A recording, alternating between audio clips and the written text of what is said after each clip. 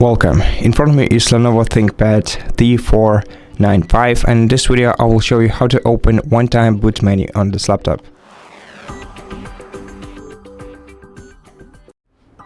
First of all, I gotta warn you that this process is very tricky on this laptop, but basically all you have to do is press the power button, then wait for a couple of seconds until your laptop starts booting up, and then start pressing the F12 button repeatedly. And this way you will open the one-time boot menu. Once you hear this beep sound, that means that you're entering the boot menu. Now in boot menu you can navigate between these options using up and down arrow keys. Now, as you can see, there are two menus. There are boot menu and app menu.